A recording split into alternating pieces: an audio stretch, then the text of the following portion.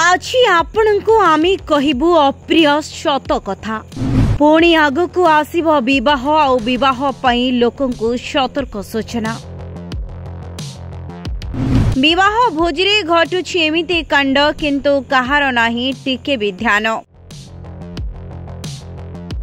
हाँ आज्ञा, जेतेबेले रास्ता कड़ फास्ट फूड दुकान रु किंबा झिकिमिकिया लाइट वाला बड़ रेस्टोरेंट रु चिली चिकेन पकोड़ा किणी खाती सेतेबेले चाटी चुटी कामुड़ी चोबई प्लेट सफा कर दियंती।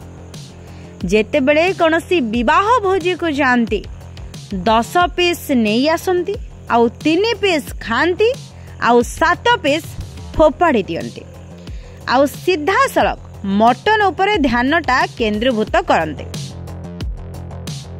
शेषरे 12 पीस मटन रु 10 पीस खाई सारी बड़का 2 पीस चर्बी आउ कंटा भल खासी नुह एटा बुढ़ी छेली आउ माई छेली मांस कही डस्टबिन रे पकई दियंते। सत कहिबाकू गले बरयात्री को भोजी दे आज पर्यंत केही भी 100% प्रशंसा पाई नाहंती कि पाइबे नाही। ए कथाटा सत कि मिछ टिके दया करी आम कमेंट बॉक्स रे कमेंट करी जणाइबे।